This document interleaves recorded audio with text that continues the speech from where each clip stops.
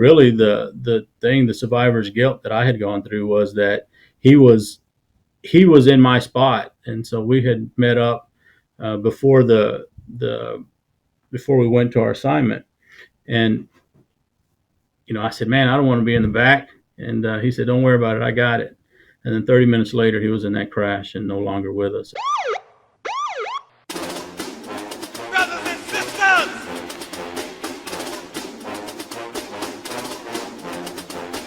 brothers and sisters, I don't know what this world is coming to. You're listening to the Black and Blue Podcast, a discussion and celebration of the roles of African Americans and other minorities in U.S. law enforcement. Your host on the Black and Blue Podcast is Dale Peters, a law enforcement professional with over 20 years experience in the business. Hop on board this Black and Blue train of interviews, current events, and pop culture conversations. So get ready. The Black and Blue Podcast is coming at you right now. Hey, Black and Blue fan, welcome to the Black and Blue Podcast, where we celebrate diversity in U.S. law enforcement. If you don't know me by now, let me introduce myself. My name is Dale, and I'm the host. Thank you for choosing to spend a little bit of your time with me. If you've been here before, thank you for coming back. I really appreciate that. If you like what I'm doing here on the Black and Blue Podcast, I want to ask you to please click those like, subscribe, and bell icons right down here on my YouTube channel. And if you listen to the audio podcast version of the show, please rate the Black and Blue Podcast 5 stars. And finally, check me out on any one of my social media pages for even more content. You can find me everywhere at Black and Blue US. All right, so today's guest is the Chief of Police of a beautiful town in the great state of Texas. So Black and Blue fam, let's give a warm welcome to Victoria, Texas Police Chief Robert Arredondo. How you doing, sir? I'm doing well, Dale. Thank you for having me on. I really appreciate this opportunity. Absolutely. How's your day in the great state of Texas today? Well, luckily we're getting some rain today. We've been in quite a bit of a drought, so it was nice to wake up to some rain this morning and let us know that God still cares about us, looking out for us. Well, that's God's country, right? Right. Southeast Texas. We're close to the Gulf of Mexico. I'm probably about 25 minutes from the nearest Gulf bend there at Port Lavaca, and then about another 3.5, 4 hours to South Padre. But we've got a lot of beach in between us and South Padre as well. So we're in a great place, great location. It's the crossroads of South Texas. Yeah, we had a guy that just retired from my department a few months ago, and he moved out there to South Padre. Yeah, and he posts stuff on the socials all the time. Just he's living life right now, fishing and beach life and all that. Man, I can't wait. Yeah, man, it's good stuff. And if you like to fish, bay fishing down here is amazing. So that was one of the attractions that attracted me down here. Okay, yeah. So are you originally from the area, or where are you from? No, I'm actually from North Texas. I grew up in a small town just outside of Dallas, probably 40 minutes southwest of Dallas, Maypearl, very small town. I mean, people make fun of it and call it Mayberry. Pretty close, really small, but it was a great place to grow up. It really was, and I had some great mentors and folks that really took good care of me. That's where I grew up, North Texas. Okay. Is that where you spent most of your law enforcement career, or yeah, actually, I joined the United States Army right out of high school, and, nice. And I was lucky enough to get on with the Dallas Police Department, and I spent a little over 23 years with Dallas PD, going from police officer all the way to an appointed member of the Executive Command Staff as a major, and I was a division commander over the Northeast Patrol Division, which was an area of about 270,000 to 300,000 people, 88 square miles. We had a little bit of everything. It was a 24-hour operation. So I think I had about close to 350 officers that worked for me there. And that was a fantastic way to learn the ropes of running a police station. And so from there, I came to Victoria, where I was appointed Chief of Police here on November 30th of 2020. Okay, yeah. So a couple years now, almost. I was going to ask Yeah. you that, and so tell me a little bit about Victoria, Texas, and a little bit about the department. Well, it's a fantastic community, first of all. And it was my goal to come here and immerse myself in the community, get to know everyone, uh, just just show them that I'm here to help and I want to be a part of this community. So the community embraced me right away, which was fantastic for me and what I was trying to get done. The police department is a wonderful police department. I mean, they've got some of the best training and best officers in the nation here, and I'm very proud of them and what they do every day. But like everybody, we're struggling along with our staffing retention issues. Yep. But as far as crime fighting and getting after it, I'm telling you, there's not a better police department in the nation that does it this as good as we do it. All right. How many sworn personnel do you have? We got 130 sworn officers and 37 or 38, I think, 37 civilian. Okay. Okay. And how large is the city? The city's population is about 66, 67,000. Uh, we're hoping to grow, but right now we're staying steady around 67,000. Okay. What sort of industries kind of run the city there? Well, uh, that's one thing that this city is lacking is a little more industry. But just out towards the different ports that we have here, there's a lot of chemical plants, and so they're kind of the big workforce in the area. Yeah. Okay. So is it more like a beach community? No, we're again 25 minutes from the coast, Oh, the nearest 25 coast. minutes. Okay. Yeah. So, but we've got a couple of different ports nearby, and they've got a ship channel in there, and they're making all kinds of chemical stuff. We got Dow and Invista and a few other chemical plants, so they employ the majority of the working community here. Okay.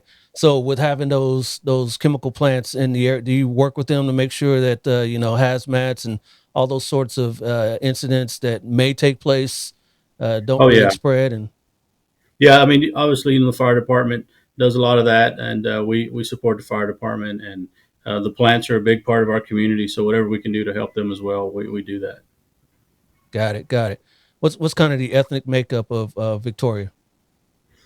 Well, it's kind of split almost. Uh, I've got a small African American population of about 7%. The rest is almost split evenly with Hispanic and Caucasian. Okay. And does kind of your department kind of mirror that? It does. I'm real disappointed that I haven't been able to attract more African American applicants. We're doing a really good job with the Hispanic applicants and female applicants.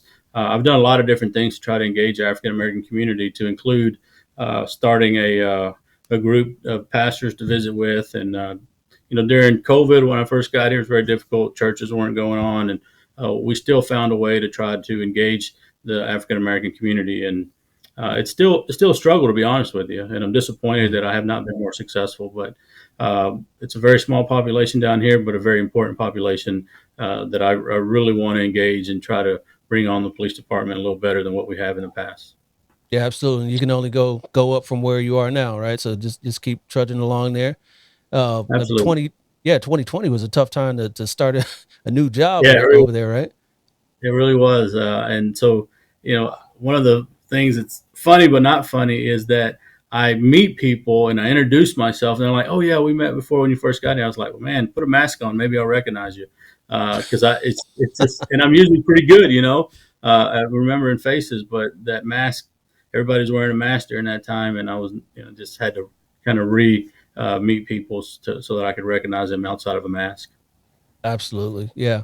And you said the female population or the female workforce is starting to grow there a little bit more on your Oh department. yeah, yeah, yeah. We're taking an intentional effort of again hiring minorities and female officers. I think that they bring such a different perspective to the table that we need to have that alternate perspective. Instead of everybody thinking the same, you have to have that diverse group at the table, and so female officers make up a big portion of that for us. Absolutely. What's the command structure of your department look like? Well, it's a lot smaller than it was in Dallas, obviously. Sure. Yeah. Dallas at one point was as big as 3,700 officers. I think now they're around 31, 3,200 officers. But, I get here, I've only got 130 officers, but Yeah. I've got myself, two deputy chiefs, and 3 captains that make up my command staff. Got it. Got it. And did you bring family with you down to Victoria?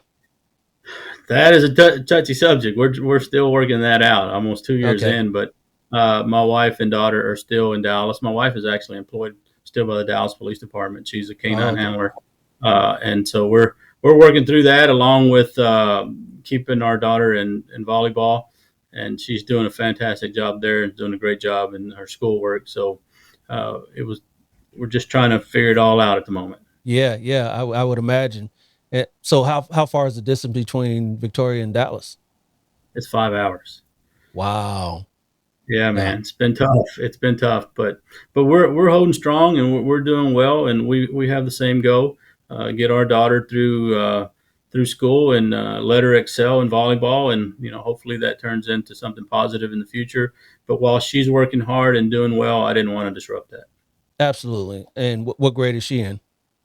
She's a freshman this year. Oh, she's got a she's got a little ways to go, huh? Yes, sir. Yeah, yeah. Yeah, I just my youngest we just dropped off at college last week, a couple weeks ago in yeah, DC. So yeah, so I've got two and both are in college right now. yeah. I've got 2 daughters. Well, my oldest is an adult. She's a homemaker and has two wonderful kids that call me grandpa, and I sure enjoy them. And they come down quite a bit to see me as well, especially during the summertime. All right. So you're a grandpa, huh? How's Yes, that sir. life? How's The that young life? one, but I love it. I wasn't sure what to expect, but you just, as they say, you love on them, spoil them, and then give them back. I don't think there's a better Exactly. system. I don't think there's a Exactly. better system out there, man. Yeah, Because exactly. you end up out of practice, so it's hard at times. But I sure enjoy them, and they're wonderful kids. They're doing really well. They're very vibrant and excelling, and my daughter and my son-in-law are doing a fantastic job with them. Yeah, yeah. I know you said earlier that you've kind of been disappointed in kind of the relations with the African American community. Has there been some sort of things in the past in the African American community and the police department that kind of strained relations, or what happened there? I'm not aware of any. I don't think that I have a strained relationship or the department has a strained relationship with the African American community. It's just difficult to recruit the African American community Oh yeah, into our and I'm hoping that we can fix that relationship as we move forward and they see what I'm about and that I really truly care for them. We recently um, swore in an honorary police officer, a little girl that's 10 years old who had cancer, and uh, her name's Kimron Lee, and she's African American. Her family, very beautiful family that allowed us into their family, and we allowed them in our family. So I think that was a step in the right direction. Unfortunately, Kimron passed, and we wow. gave her a beautiful send off, and the community was very appreciative of us doing that and helping her in her last 6 months. And so, I think we understand the community and we know that we need better representation from the African American community. But it's my job to get that done. And Yep. the reason I say I'm disappointed is because I've not got it done. I Uh, believe in I believe in engaging all communities, and when I don't have that representation like I needed on the police department, well, then that's on me to fix, and I'm working on it. Yeah, I mean, we said how tough 2020 was, and a lot of these relationships that got strained with the communities and police departments was due to 2020 and George Floyd and Breonna Taylor and all those Yeah, other incidents that have happened. absolutely. So, and it's terrible that when something happens on one part of the country, we all feel it. You in Texas and me in California. When something happens in St. Louis or Minnesota, we feel it. Right. Yeah, absolutely. I mean, I think in general, our youth just don't want to be police officers right now for whatever reason. And it's a tough time to recruit. It's a tough time to retain. In Texas, I don't know that we pay as well as they do in California and things. And we're competing with a lot of other industries, and it's a tough time when they don't have that calling to begin with, and then the salaries and benefits are not where they should be, in my opinion. And so that makes it very tough to recruit. Yeah, yeah, they've got options nowadays, and they'll let you know that that they'll take them if need be. It's that, yeah, Right. it's tough all the way around. No, it is, and I feel terrible because the officers that do stick with it, I mean, the workload gets so much heavier for them, and we're just trying to find better ways to be more efficient and use technology to improve our manpower, and um, we're just trying to figure it out best we Yeah. can. Force Yeah. multipliers is what I'm looking for. Absolutely. Yeah. Talk about that a little bit. Force multipliers and using technology. Do you use like online reporting? Are you using drones? What sort of things are you, Yeah, you we're employing? using drones. We're working towards some online reporting. We have some of that already. We're looking at it. We're looking to expand it a little further. We're not quite there just yet, but we're looking at that. And we got license plate readers, and we're looking to put in a real time crime center so we can tie into all the different cameras throughout the city, and just have an extra pair of eyes on it, on whatever's going on. But we're having to be real intentional with our strategy on where do we put our officers. We're intelligence based and data driven. So we're looking at those areas where crime is happening, and we're putting our officers in those areas, and we're being very intentional. I mean, we're doing everything from a decoy vehicle, a squad car with nobody in it, just at the very least trying to slow these folks down at different intersections and red lights and things, because it takes 2 or 3 officers to work a crash scene. So if we can Yeah. prevent that, well, then I've got officers available for that 911 call that's so important. And so we're just using whatever we can as force multipliers, trying to reduce the workload for the officers, be more efficient, and just doing the best we can. Yep. I hear you. I hear you. Let's talk a little bit about your career. So what kind of brought you into law enforcement? You said you were in the service for a little while, and then after you got out, did you always want to be in law enforcement? Talk about that a little bit. Yeah, yeah. I had a plan, man. I was since I was really young. 5 years old, kindergarten. One of my best friend's mother was the room mother, and she showed me later years in life what she kept the our drawings of what we wanted to be, and mine was a police officer. And so it's been something that has been my calling my entire life. But I think I really got serious about it in high school. My next door neighbor was the chief deputy sheriff for the county I lived in, and that would have been the number 2 guy at the sheriff's office. And what I saw was a man that deeply cared for people. He would work all day, and there'd be a line of folks waiting for him when he got home, and he would never turn anybody away. And he would help as many as he could, and he did his job when he had to do it. But he just instilled in me that service first, and that you help people. You're there to help others, and so he gave me a good kind of a good roadmap on what to do and what to look for, and he was just a great mentor for me. Hmm. And then, so then you got on with Dallas. Kind of talk about the assignments that you've had through your career, and kind of what were the favorite ones that you worked. Okay, well, yeah, and going back a little bit, that part of my plan was to be a police officer. I had to be 21. So at getting out of high school, I wasn't really prepared to go to college financially. My mother only had a third grade education, and we just had to work. We didn't have a lot of money. So all I did was work, didn't really prepare for college. However, I knew that if I knew the state troopers, which at that time I wanted to be was a state trooper, that you could get 2 years of college or 2 years of military service either way. And I was like, well, shoot, I still got to be 21. I'll just go in the Army.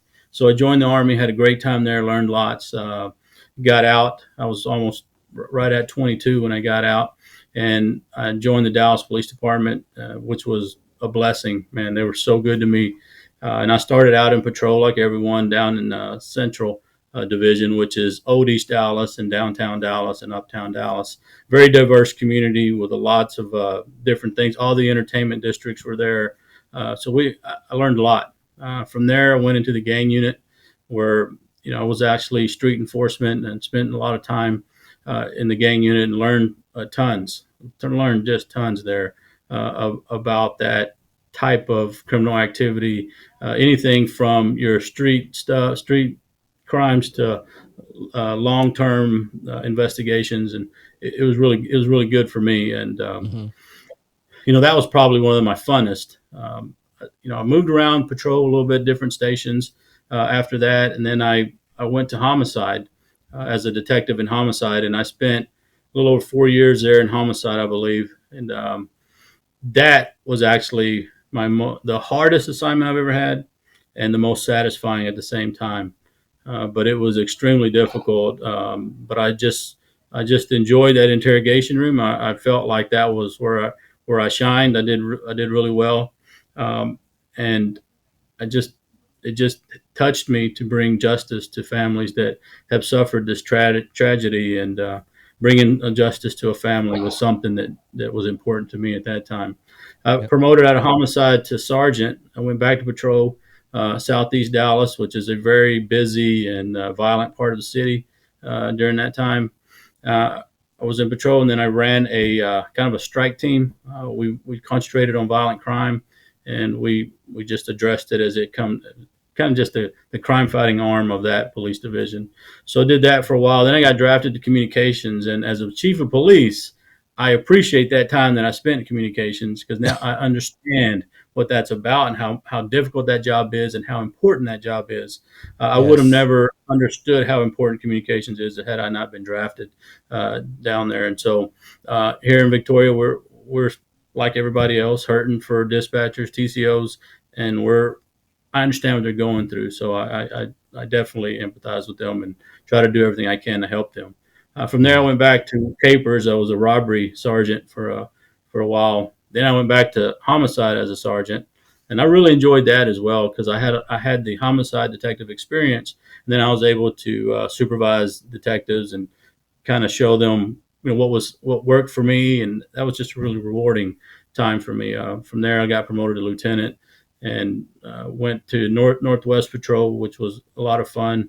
A lot of That's another entertainment district in Dallas, and you've got to really try hard to impact crime in those entertainment districts. I mean, you got to do some really creative things to ensure that you're keeping everybody safe. Okay. From there, I went to the traffic unit, and I never thought that I would enjoy traffic. Really? But as their lieutenant, I got to do so much. As a traffic commander, I was over the motorcycles, the accident investigators, the commercial motor vehicle enforcement officers, and then we had some hit and run detectives as well. And so, anytime a president or head of state would come to town, I was right there in the planning for that. I was responsible for the traffic plans for the State Fair of Texas, which is a big undertaking. If the cars don't get in, they don't make money. So there's a lot of pressure there to get Right. that traffic plan figured out and get those vehicles into that state fair. So And that let me fair makes ask you, did they ever Yeah. get you on a bike? Well, no, I was wanting to, but my commanders at the time said, "You can't answer the phone on a motorcycle. You can't be readily available to me if you're on a motorcycle." A previous lieutenant had been a motorcycle officer, and he rode a motorcycle, and they could never get a hold of him because he was always on the road. So my commanders suggested that I not do it, and it made sense to me, so I didn't do Yeah, it. Plus, my wife. you don't find too many lieutenants on the bike anyway, so No, no, rarely not at find all. So. sergeants on a bike. So yeah. Yeah, I hear you. Yeah, so that was a fun opportunity, man. I really enjoyed being in traffic because it was so different, and we were so operational. And again, when the president of the United States came to town, or any head of state, we escorted them around town, and that was a big deal. I was there for 3 or 4 different presidents that came through. So Some your experience, let me interrupt you real quick there. So your experience with traffic over there and the importance of the motor unit, do you kind of bring that experience over to Victoria and kind of build up your motor unit over there in Victoria? Well, there was a motor unit already here, and so it's small. We've got 3 officers on it, but we've been able to use it for parades, and again, we just laid to rest our honorary police officer, and so we use them for that, and different types of escorts and things. And so, yeah, I mean, they're here. My experience, I think, is key in addressing some safety issues and knowing what those motor jocks are going through, because I've seen it and I've been through so many of those briefings, those safety briefings, to understand how dangerous that job is. But also, if you do it correctly and understand it, one, it makes your department look really good, and two, you keep your officers safe. Did you ever lose any motors when you were down in Dallas? I didn't as the commander, the traffic commander, but I did lose one just after I had promoted to major. So I left there and became a major and was a division commander and patrol commander. And right, I mean, like within a month of leaving, one of my motor jocks was blocking a exit ramp, and someone came at the bottom of the ramp Wow. and got him. A Yeah. drunk driver ran him over. Yeah, people don't realize that not just for motors, which is obviously a dangerous job, but working DUI enforcement is Sure. one of the most dangerous parts of our job. For you can ask your DPS troopers over there, and they can tell you that for some reason, I guess drunks are attracted to the lights on the back of the car, and then Yeah. As a young officer in the gang unit, I lost my partner. We were actually working off duty on a freeway as they were uh, building out a mixmaster bridge system, and he was hit by a drunk driver in his squad car, and it was in those Ford Crown Victorias, and when it was hit from behind, it sent the fuel forward, and he was actually killed in that accident. So, oh and that was a highway accident with a drunk driver. So, I experienced that and the tragedy there firsthand, and that was a really tough deal, which I kind of lead into this, and that's what's led me into promoting and being in those positions to try to affect positive change because it's difficult, man. As a young officer, we didn't have the wellness training or the wellness opportunities that we have today, and I went through a lot, not understanding what had happened, and really the survivor's guilt that I had gone through was that he was he was in my spot, and so we had met up before the before we went to our assignment, and I said, man, I don't want to be in the back, and he said, don't worry about it, I got it. And then 30 minutes later, he was in that crash and no longer with us. And so I dealt with that survivor's guilt wow. for a long time. Still do today, actually. I still think about it quite a bit. But I really am trying hard with even with all our limitations and things to try to work on wellness and not just for the officers, but the officers' families and things like that. They're really important to us. Yeah, yeah. It's interesting you bring up wellness and mental health and those sorts of things, and it's obviously something that's pretty important throughout our country, but also in law enforcement. And we Sure. as law enforcement, we normally don't see. That's the kind of the culture of us. Yeah. Machismo and all that we don't talk about that sort of stuff. What's kind of your feeling on trying to get that to change and get officers to kind of take care of their mental Yeah. health? Well, I think that overall, the industry has done a better job of saying it's okay. We all go through this, and we all need help, and it's okay to ask for help. When I was coming up, it wasn't okay. Yeah. I can tell you that even my teammates that knew what I was going through, um, they didn't react to it. They just kind of shoved me aside a little bit, and that was a bad deal, man, because I was not understanding what I was feeling or going through, and it was so different to have something not right going on for you. But if you get injured on the job, you get shot on the job. I mean, that's very obvious. People are looking at you and saying, "Man, you got injured on the job. Oh, you broke your arm." That's something that everybody identifies with. But when your mental health is suffering, they just think you're crazy, and that's how it was back then, man. And so nowadays, though, I think Or the you're industry, soft. yeah, or you're soft. Yep. Exactly. And I think the industry's done a better job, and I think we're better for it. But we still struggle to let officers know that it's okay. We just have to be intentional about it, and we're really trying hard. I mean, it's a fine balance to not get into their personal business, but also you have to be engaged to understand when something is not right with an officer, and try to find those avenues to get them some help. Yeah, yeah. Next month in September is suicide prevention or awareness month. Right. So, we can do a lot during that month as well to kind of bring up awareness to that. Absolutely. Absolutely. And um, it's just a tough part of our job. We've got to be better at recognizing the symptoms, and we got to make sure our resources are in place to help officers. And I think we're doing a better job as an industry. I know we're doing a better job in Victoria about it, and so is the state of Texas. I mean, there's groups that are working real hard to address those issues. Yeah, I love to hear that. Love to hear that. So then you mentioned earlier that there was, something that kind of went off in your head that made you want to promote and kind of Yeah, affect change. Was there yeah, someone that kind of helped you along the way? Did you have mentors that kind of showed you yeah. which direction you should be going and things of that nature? Well, I started thinking as a homicide detective, I was like, this is it for me. I mean, this is what I want to do. But then as time went on, I thought about, my partner, uh, Patrick Metzler. He lost his life, and I felt like he was in my place. And I thought, man, even though I don't want this to sound bad, because being a homicide detective in major cities to me is a big deal. But I didn't want to just do that.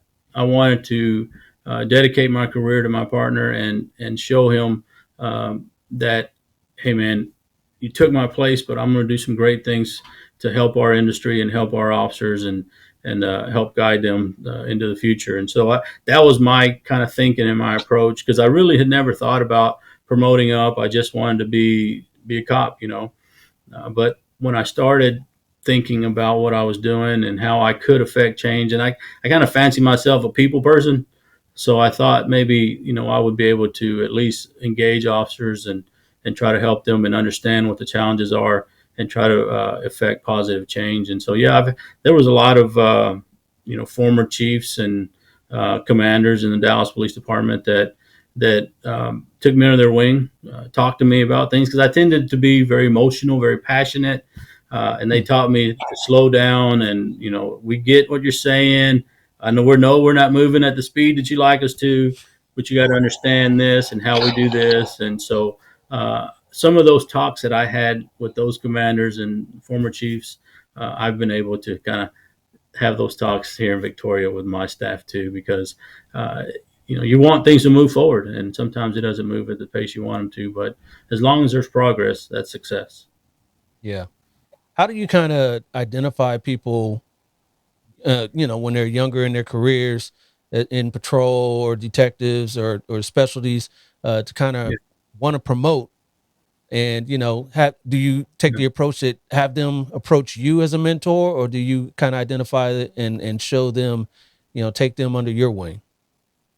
Yeah, I mean, I think it goes both ways. If someone shows uh, talent or that right passionate personality and that service minded servant's heart type of person, they kind of rise to the top whenever you're doing anything. That person that is not looking for getting off time, but looking to do, hey, what can I do to help? What can I do? And then, my biggest thing is making sure these young officers are staying in college and getting their degrees, because it took me a long time to finish my bachelor's degree, but I did it, and then went on to get a master's. And so what I tell them is, you're doing great, but one of these days you're gonna want an opportunity, and don't let education hold you back from that opportunity, because you don't know where you're going to be in 15, 20 years. I didn't know I was going to be in Victoria, but I wouldn't have been able to accomplish being appointed chief of police without that education. And so that's the first thing I start working on with the officers, is showing them that how important education is to your future, and it helps you understand both sides of the coin there, right? You already understand what the police department is about and what being a police officer is like, but what is academia saying about it? And where can we meet in the middle to be better? And so I think having those officers continue their education is vital to our industry. But anyone that wants advice or needs someone to just come talk to, I'm always happy to do that. I get energy from walking around and talking to my folks. And so we have a lot of different conversations, and I try to do as much of mentorship as I can. It's not that easy when you keep a busy schedule, but I do try to be intentional walking around and talk to folks about what their ambition is and what they'd like to do in the future. Got it, got it. And on the topic of a busy schedule, what do you kind of like doing when you're not working, when you're not out chiefing? Well, I fortunately, I'm kind of a workaholic. So if there's a community event, I go to it and I have fun with that stuff. Mhm. But there are times, there are times that I just want to go fishing. There you I go. don't do that enough, but I love to go fishing, and being this close to the Gulf Coast and being able to go bay fishing is just a treat for me, and that's what I like to do. I try to read more. That's not something that comes natural to me. I've not always liked to read, but as chief, I try to keep up with current events and any type of best practices and things like that. So I try to read as much as I can every evening and on the weekends. And again, I struggle to do that because that's not something that's a natural trait of mine. So I have to be intentional about that as well. But Okay. really, that's kind of it. I don't do a whole lot. I enjoy being the chief of police in Victoria, and I made a commitment to this community. So I try to be out in the community and accessible as much as I can. I got you. But sometimes you got to decompress, Chief. And, Right. Just like last weekend, I went fishing. there you go. Catch You anything? know, yeah, we did well. We did really good. Brought some fish home, put it in the freezer. So one of these afternoons, I'll fry me some fish or something. There you go. There you go. So what's kind of the most rewarding part of your job as a chief right now?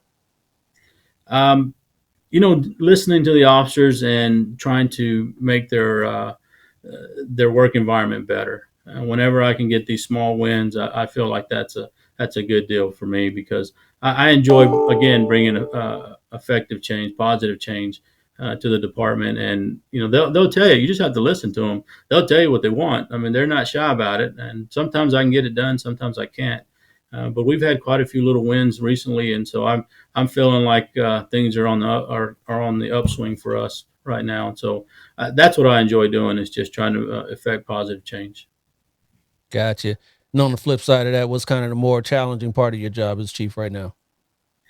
Well, to see the officers struggle, to see them take on that extra workload because we're having such a hard time with retention, and we don't have a problem with the entry level officers, but we're losing some of those officers in the middle ranks, and so that makes it very difficult for the officers that are answering the calls and working the cases, and so that's a heavy load for me, a heavy burden that I carry of trying to make that better, even for our telecommunications officers. I mean, they're there working hard, just like the street cop is and the detective is, and Mm-hmm. so not able to keep the department staff like we know it needs to be.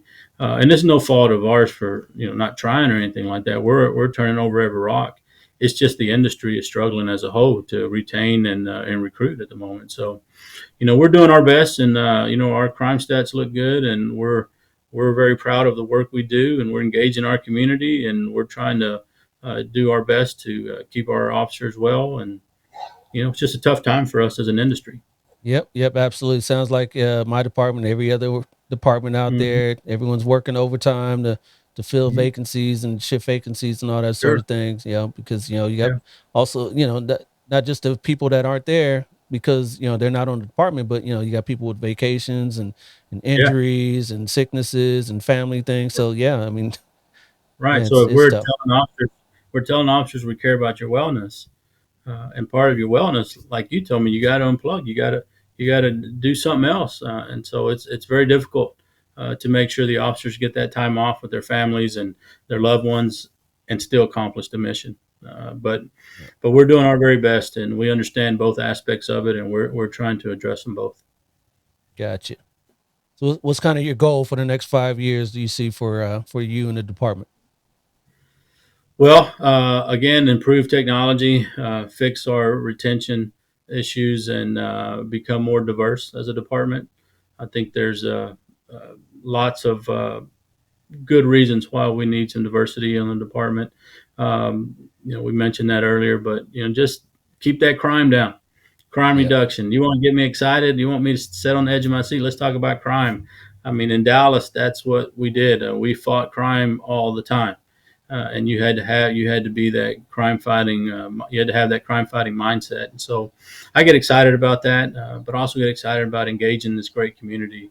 And we have such a fantastic community and fantastic support from our city council and our city management. And so we're in a good place. We've got to get some things done. We've got to fix some things, but we do a lot of great work, and we've got a lot of great officers. And so, those are things that I'm looking at, over the next 5 years, working on that strategic plan for this department and just putting us on that roadmap to success. There you go. There you go. And you talked about, you came up in Dallas, but now you're down in Victoria. Is that closer to Houston? Yeah, I'm 2 hours. Listen, man. This is the wildest thing. Where we're at, we're 2 hours from Houston. We're 2 hours Uh-huh. from San Antonio, and we're 2 hours from Austin, and about an hour and 45 from Corpus Christi. All major cities, right? We're down here on an island. We're the biggest. We're the biggest city of this 6 or 7 county region. So we're a small town with big city problems because this 6 or 7 county region kind of dumps into our city, right? So we have Yep. a lot of big city issues, but we're a small city. But we're 2 hours from Houston, San Antonio, and Austin. And And so and, and I five and always say five from Dallas, all right? I'm from Dallas. I Yeah, yeah. always So say, the good thing is we're 2 hours from any major city. The bad thing is we're 2 hours from any major city. So it works right. for us and it works against us too. Yep. I hear you on that. So, but do you think of yourself as a Cowboy or as a Texan now? I'm a Cowboy fan. You that was a dumb question, but that was a Yeah, dumb well, I question. But I mean, had it to was ask it. it was. I mean, we go back a long ways with the Cowboys. So, Yeah. I'm not going Well, to change that. well, the Now, but I support all Texas. Cowboys have gone a long ways without being a playoff victor, but we won't You're get into breaking up, that. Dale. You're breaking up, Dale. I can't hear you. You're breaking up. All right, Chief. Hey, I appreciate you coming on to the show, but I'm not going to let you go yet. I got a little trivia game I want to play with you real quick. And this Oh game right man, here, yeah, it'll test your knowledge a little bit about Texas. And this game is called Black or blue, black or blue, black or blue, black or blue, black or blue, black or blue. All right, Chief, this is my black or blue game, and your category today is everything's bigger in Texas. I'm just going to Correct. show you an object that's larger than life, and you tell me, is that object in Texas or somewhere else? All you have to say, right. it is in Texas or not, all right? So here's your first thing. This right here is a giant pecan, the largest pecan in the world record book. Is that in Texas or not? I honestly do not know. I'm going to say yes. You were correct there, yes. That's in Seguin, Oh, Texas. Seguin. Seguin, Texas. Yes. Yeah. Yes. All right. Here we go. Off to a resounding start there. How about this one here? This giant ketchup bottle monument off the freeway. No. That is not in Texas. Correct. That is in Collinsville, Illinois. I'm sure you would have known that if that was in Texas, right? Yeah. I All love right. ketchup. Yeah. You and me both. How about this giant ball of rubber bands from the Guinness Book of World Records? No. That is correct as well. That is not in Texas. He was in Wilmington, Delaware. All right, you were smoking this. All right, let's go here. This caterpillar structure, is that in Texas or not? Yes. That is in Texas. That is in some place in Italy, Texas. Do you know where that It's is? very close to where it's very close to where I grew up. Oh, okay. So then of course where I you would grew know up. that then. All right, Yeah. cool. How about this one here? How about this giant pumpkin pie? Largest pumpkin pie ever made. Is that in Texas or not? I'm going to say no. Oh, wow, you are killing it. That is correct. This was in New Bremen, Ohio, where they made that giant pumpkin pie. A couple more here for you. How about this giant Roadrunner statue? Man, that seems like that could be in West Texas, but I'm going to say no. Oh, your first one wrong there. That is in Fort Stockton, Okay, that makes sense. Texas. Yep. All right, and a couple more. How about this giant thermometer? No. That is correct. That is here in California, Baker, California, on the way to Vegas. You will see that giant thermometer. We don't have much terrain like that in the background. Yeah, okay. Then you did say you worked detectives for a while, so you took right. that clue there. All right, and, here a couple more. How about this giant Dalmatian fire hydrant? Is that in Texas? No. Oh, another one wrong for you. That is in Beaumont. I've never been to Beaumont. Dang, Yeah. and that's not very far from me right now. All right. And how about your last one here? How about these giant cowboy boots? Are they in Texas? Yes. Yes, they are in Texas. They're in San Antonio. Have 2 you hours seen those away. before? Have you I seen haven't. those before?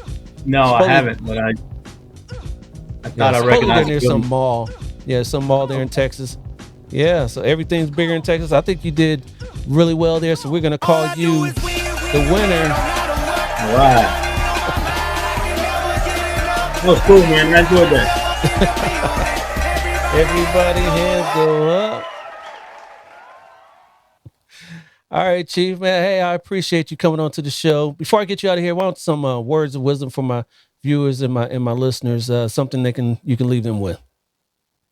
Well, we're having a tough time in our industry, and I get it. And every chief is working hard to solve these problems. But we got to remember about all the good things we're doing, all the positive things that our departments are doing, and we just got to stay the course.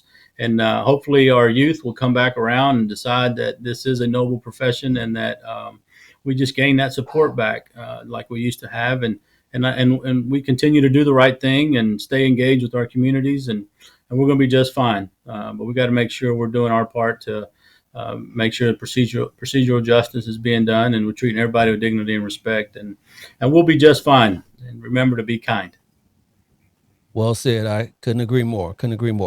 So again, thank you for coming on to the show. I appreciate you, and you enjoy the rest of your day. I'm sure you're going to be just as busy as you've always said that you are. All right. Thanks, Chief. I appreciate you. All right, Dale. Thank you so much. You got it. Take care. All right. All right. Bye-bye. All right, ladies and gentlemen, that's it for this edition of the Black and Blue Podcast. I want to thank Victoria, Texas Police Chief Robert Arredondo for spending some time with me here on the show today. If you guys enjoyed this conversation and found it valuable, click that like button right down here on my YouTube channel, or rate it 5 stars if you listen to the audio podcast version of the show. I'll be back before you know it with another great interview just like this one, but till then, say it with me, y'all. Stay black in blue. I'll holler at you. Deuces. This has been a Maitre D Entertainment presentation.